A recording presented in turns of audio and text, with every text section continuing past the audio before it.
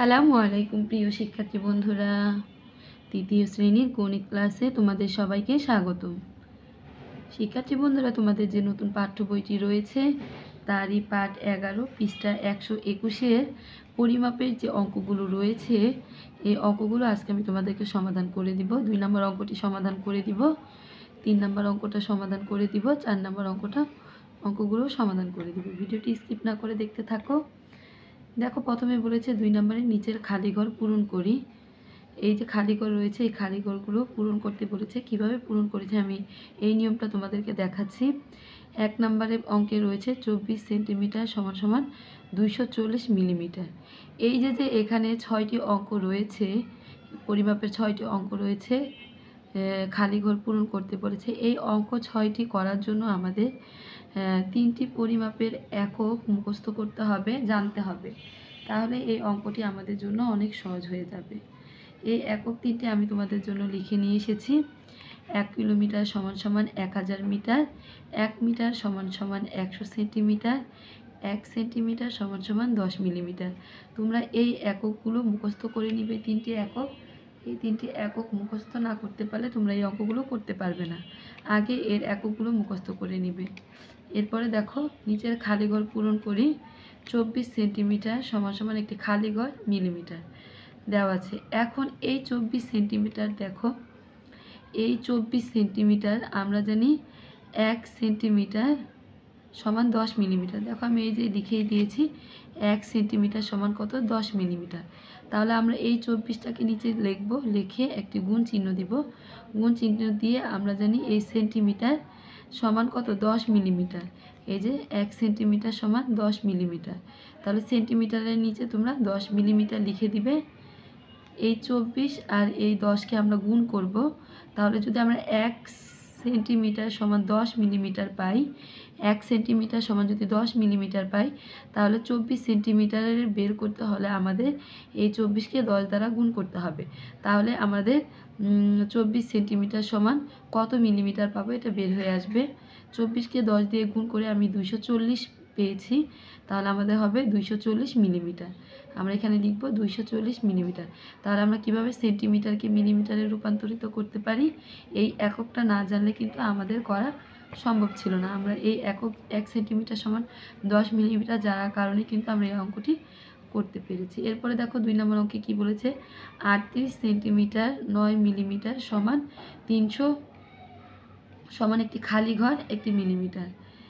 দেখো এখন 38 সেন্টিমিটার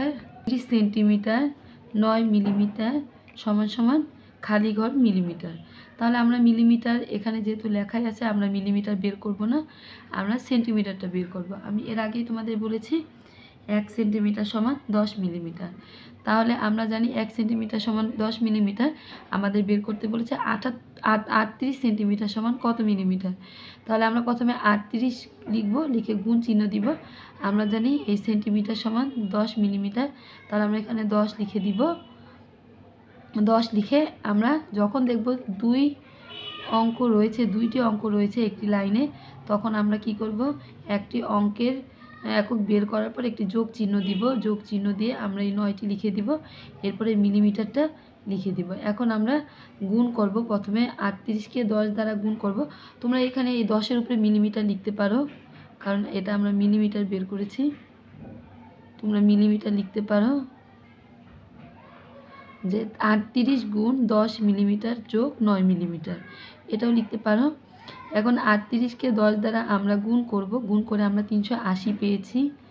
এই 380কে আমরা এই 9 মিলিমিটারের সঙ্গে যোগ করব। এই 380 মিলিমিটার যোগ 9 মিলিমিটার সমান আমরা পেয়েছি 398 মিলিমিটার।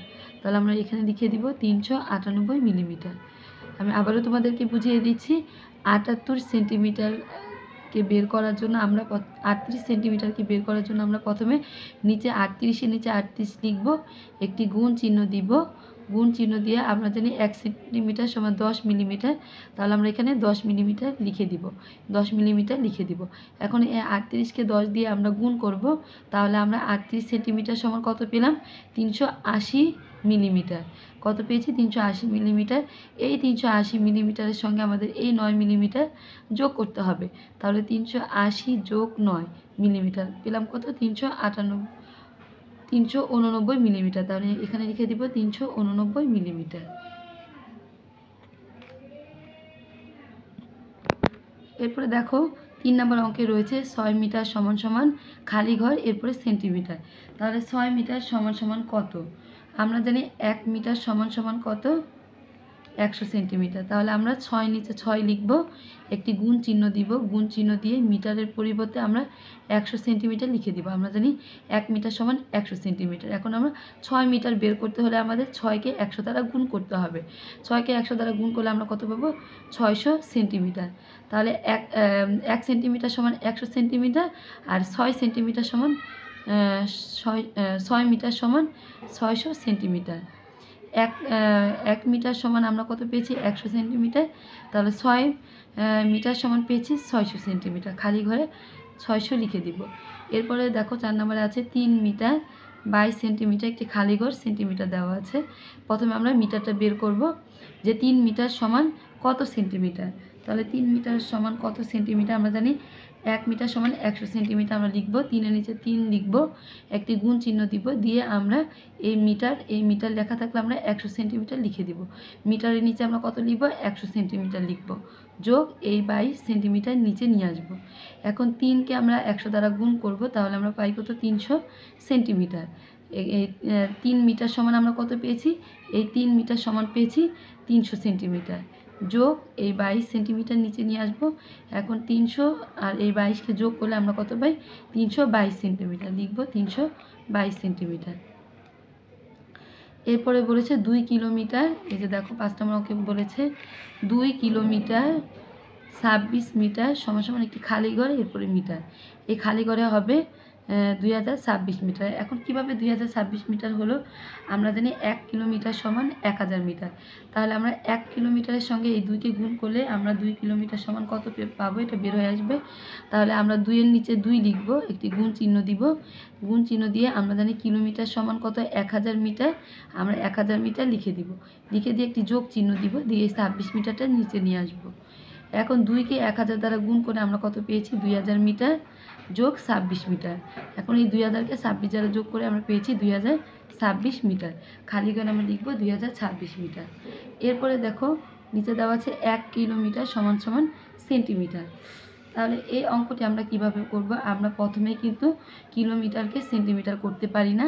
প্রথমে আমাদের কিলোমিটারকে ভেঙে মিটারে রূপান্তরিত করতে হবে, এরপরে মিটার থেকে আমাদের সেন্টিমিটারে যেতে হবে।